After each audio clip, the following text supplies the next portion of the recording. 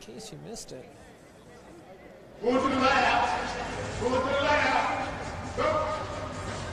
Celebrate. Welcome to Redskins.com live here from FedExField. I'm Perry Mattern alongside Jake Crink-Streifels. And finally, football is back in the DMV. Redskins and Jets tonight, Jake. Preseason game number 2. Yep. 3 joint practices in the book.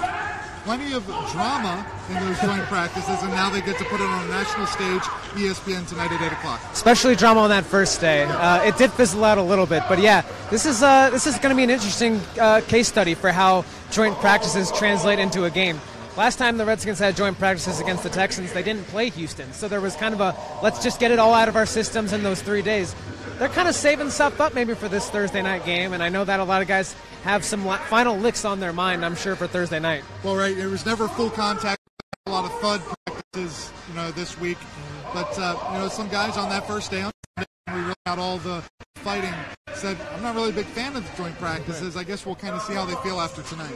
Yeah, and, it did eventually work out. I mean, they did get some quality reps in Monday and Tuesday, and it did seem like they really did make the most out of what they did have. I think the rain cut some of that practice short, too, that they would have gotten more valuable reps in. But overall, I think they were happy with it, and really it did cut down a lot on, any kind of drama on the field. I think they figured out, look, we need to be professional. We need to figure this out. There were still little minor scuffles here and there, but for the most part, everyone played their part and they did their job.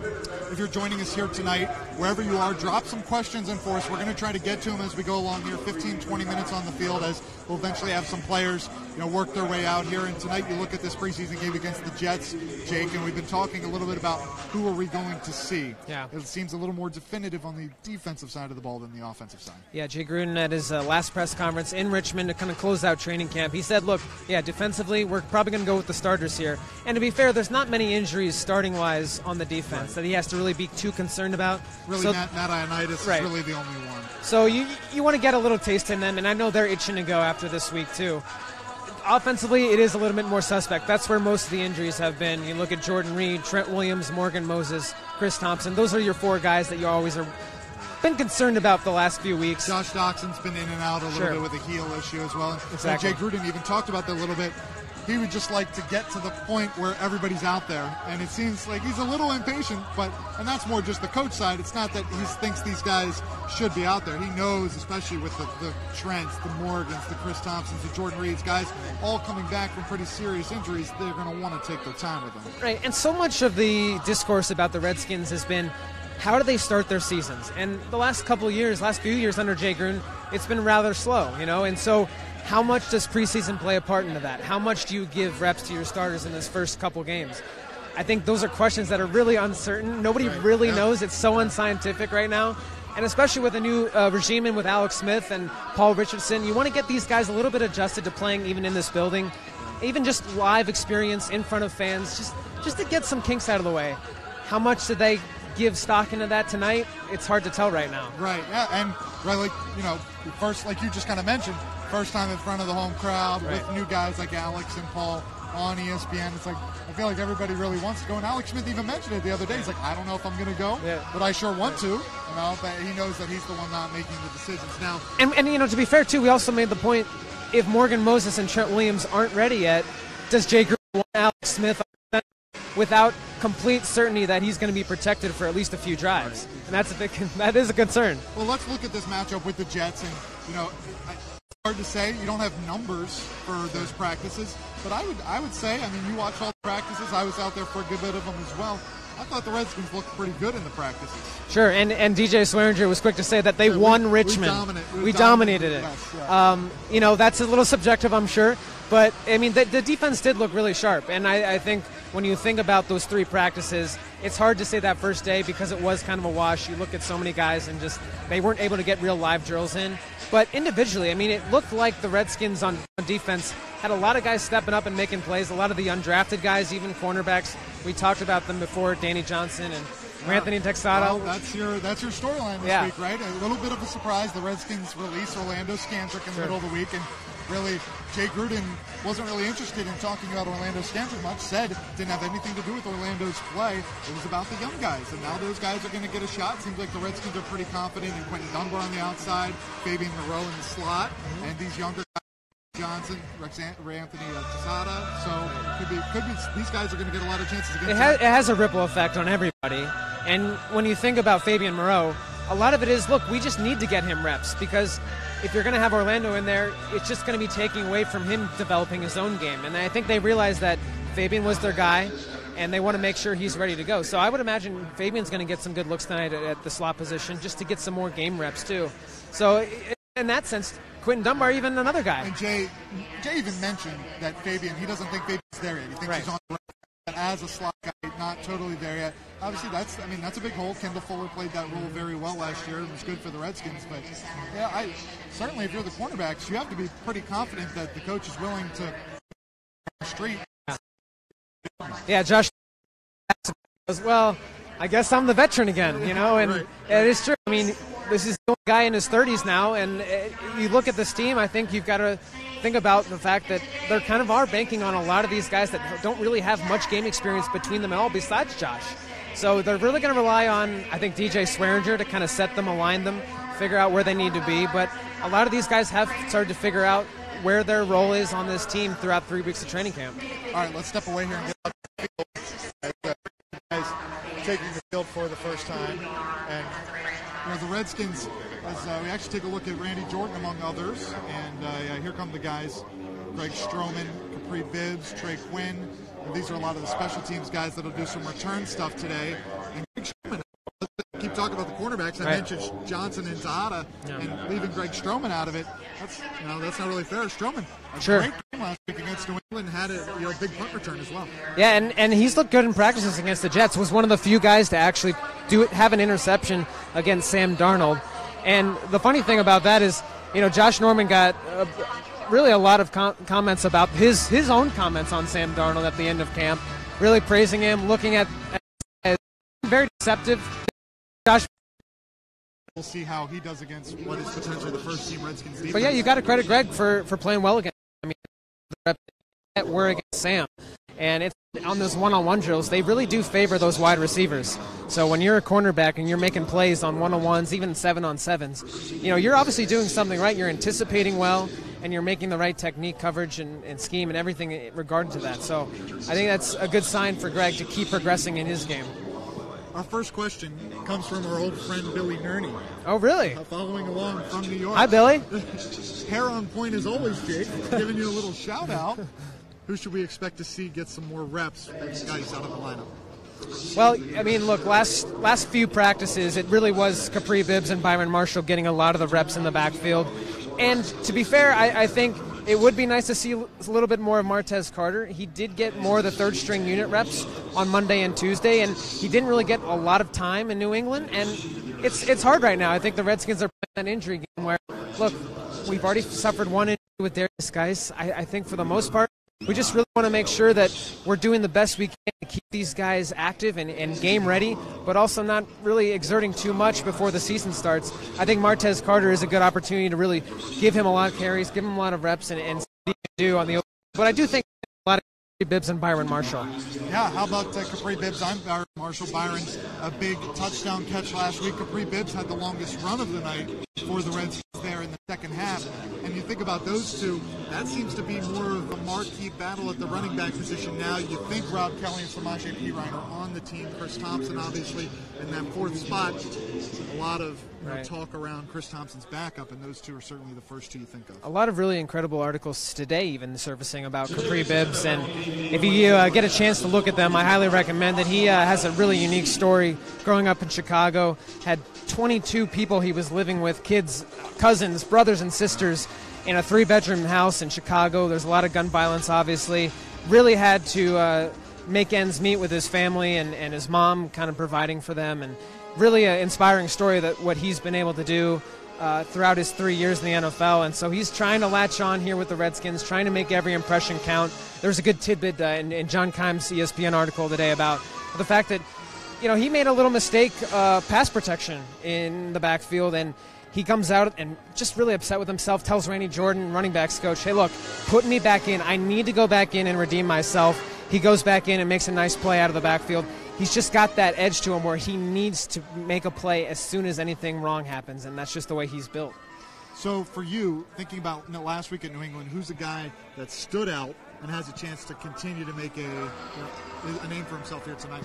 Well, I really like the way that Sean Dion Hamilton played at linebacker. I think that was a really big surprise for a lot of people because I think the Redskins organization didn't exactly know what they would get out of him his first game. This is the first time he had really played in a while. He got a very limited season last year with Alabama, had a torn ACL he was recovering from that really limited him in his pro days and the combine. And he was really, really upset about the fact that the Redskins lost. And this is the first preseason game. It doesn't really have any bearing. But this is a guy that always wins. He hadn't lost since 2015 against Ole Miss, he said. It was actually kind of a funny quote because he kind of looked at us funny like, I'm not used to losing. Right. So when you think about the fact that he is just driven that way by virtue of being in Alabama, as all these guys are really, but for him specifically, I think he made some incredible plays. He just has a nose for the ball. I think Jay Green mentioned he missed a couple assignments last week, but look, when you're the inside linebacker, you're out there almost every play. That's going to happen in his first game. But I think he'll have a little bit more calm demeanor out there. Get a little bit. As soon as those first couple plays are on, he felt like his old self again. So I'm looking at him to kind of set the tone on defense today. If you're joining us here late, you can drop some questions in here. We'll try to get to them before we sign off. To answer my own question, Cam Sims had a big catch in that first game, and a guy that has really stood out at camp here a little bit. And unfortunately, Robert Davis is going to be out for the year as well with his leg injury. And a guy that you really thought had a fast track to making a shame. A roster spot, and a guy that has worked so hard, spent almost all year on the practice squad last year, but makes an opportunity for a guy like Cam Sims, undrafted, didn't get the ball. Alabama has looked really good in camp, and then obviously in the game, you would assume he's going to get some more opportunities again tonight. Sure, I think that connection with Colt McCoy has really started to produce some results. That you saw it in New England. He really made a nice play on that backtrack deep ball down the sideline. He caught it back footing and then had to resist the urge to go straight ahead and had to wait a little bit, wait for the safety to jump the route and then go back, and he almost got a touchdown out of it. And I think that is just a big confidence booster for a guy that, it's one thing to dominate in training camp. It's one thing to have some big plays to think about when you're in Richmond, but it's another thing to do it in a live action game under the lights in front of fans. So I think that put his name a little bit on the minds of fans and coaches alike. And so I think another big game tonight will be a really good building block for him going forward in the second half of the preseason. Question from Victor Gardner on Facebook. Who will be the feature back tonight? And that's kind of a hard question to answer because you would imagine everybody's going to get a fair share of the carries. Probably won't see Chris Thompson. Might see Rob Kelly and Samaje Perine for a bit. Right. I would assume both of them play, and then on top of that, Byron Marshall, Capri Bibbs, and a guy that we haven't seen much of yet, Martez Carter. Sure, yeah, and as I mentioned earlier, I think Martez could be that guy to kind of take on some of the at least the end of the game, and really start to get some reps and snaps and just figure out what he wants to be in this offense. I think that's the hardest thing is, you've had so many guys ahead of him. You've got 5 guys been playing all over training camp, and you just don't get as many opportunities, even with the third string unit. So Kevin Hogan goes in. I think you see a little bit more of Martez Carter, and it's an opportunity for him to do something and maybe say, look, I'm not just going to spark in practice. I'm going to finally get a chance to do something in a game. A couple of comments on here about Deron Payne. Could see him tonight. Yeah, and as I say, he is on the game day cover. If you get a chance, if you're coming to the game, you're watching this in the stadium or about to head over to the stadium, try to pick one up. He is on the cover, but he has had been at practice the past week or so. And it really is, it's great to see because I think everybody thought, oh boy, you get that ankle injury, like the third day of camp, here we go again, those snake-bitten thoughts again. And it really didn't seem like it was for a few days. Started doing some drill work field just to get rehabbed, and he's been really looking good. I mean, just watching him run laterally, even after a play, a running back will go into the second level. He is sprinting to the sideline. It doesn't look like there's any hesitation there. Yeah. So it is going to be exciting to see him and Jonathan Allen. Likely not Ioannidis, but Yeah, and even getting Ziggy Hood in there, right. Another veteran who's been looking good. So those 3 will be in there, and it'll be fun to see how they clog the middle tonight. Tay Sings with a question. Who do you feel has to step up the most with Geis going down, not just at running back, but as a team collectively? And I think it's an interesting question. I mean, obviously your first thoughts are Rob Kelly and Samaje Perine, but you think about the offense as a whole, and we're not really sure how it's going to affect Jay Gruden's play calling. Right. But at the same time, you think about guys like Jamison Crowder, guys that can get you yards without necessarily running the ball. Well, and to be fair, how are they going to replace him? Well, they don't really know exactly how they've even used him. I mean, he time. And that was about it. I mean, you don't have a great sense of what he was going to do. You have an idea of his skill set and athleticism was going to bring to this offense. 11 playing. Well, there he is. He's on the field, and he's at least going to warm up. He did this last week as well against New England. Got out there with pads and threw a little bit. But really, I mean, I guess we're really plugging ESPN here because you're just going to have to tune in and find out. Well, you know, I said it. I said it last week. You know, there's something special about putting on the uniform for the first time. There's something also special about doing it at home, having your own home routine, and also putting on the burgundy jersey. I mean, this is the first time they're at home in front of the fans, and I don't know exactly what. Look, Alex Smith wants to play for sure. Every guy wants to play. I think at this point it really is a matter of injuries. The offensive line we mentioned earlier, Morgan Moses, Trent Williams, are they going to get a couple snaps? And Perry, I don't know, in your opinion, how much do you think 2 series, 3 series really plays an impact going into the regular season? I don't think it does. To be quite honest, how much? Yeah, I mean it's not much. It really isn't. And I think we'll see what they do next week. I mean, last year Jay Gruden had most of the guys play a whole half, right, the third preseason game. So maybe that's the one you want to watch. But I would actually, if I had to guess, I think he plays tonight. I think he plays at least a series or 2. And I think it matters. I mean, you know, there's still not a lot of full contact stuff, you know, really moving around in a pocket and having to get away from guys that can actually hit you and stuff. But you know, the guy's 33 years old. He's in his 14th season. I mean, he knows what he has to do. He knows what he needs to do with his receivers to get where he needs to be. And I think he's going to do that. I think at this point, you just got to trust that he knows what he's doing. And to be fair, Jay Gruden doesn't have the greatest consistency when it comes to a track record of preseason play. You look at last year, I think Kirk Cousins played that full half in the second preseason game. You look at the year before, Kirk Cousins didn't play at all. So there's not really a track record to base a coaching decision on when it comes to tonight. So, again, it really is up for debate, and I think we're just going to have to wait and see. So, last question we're going to get to here from the stream, this one coming from Mark Bryant. And on the other side, is there anyone that didn't play all that well last week that you think will improve tonight? And I can't really think of anyone that didn't specifically play well, but you know, maybe someone that didn't make much noise. The one that sticks out to me, we talked about the D-line quite a bit. You know, Anthony Lanier is a guy that played really great down the stretch last year, and I think the Redskins are hoping for him to take a step. Right. We didn't really hear his name much last week. You heard a lot about Tim Settle on the line. Tim played well. I think you'd like to see maybe Lanier get into the backfield once or twice here tonight. Yeah, especially just because, look, this is a guy going into his 3rd year now, and it's, you know, this time where he needs to take over, take control, be like, look, I'm here for a reason. I'm on this defensive line for a reason, and I want to project to be that 1st or 2nd rotation in when we come to the regular season. And I think it does play a little bit of an impact when you're looking at games. Look, I just want to get a couple out of the way, a couple big plays to show, look, I still got this. I'm still confident in what I can do, and I'm not going to get bowled over by a 2nd-string offensive lineman. I think that's always something a player wants to just get over that mental hump with. So, yeah, that's a good point. You know, offensively, I think I'm looking forward to Trey Quinn if he can stay healthy this time. How about Trey Quinn playing, not only playing in this game, but practicing just days after the hit he took last week? It's just incredible, and that's why I bring him up, because, you know, you look at last week and it felt just like a missed opportunity, because here he was and he was ready to make some of these plays, and then he's just out before you know it.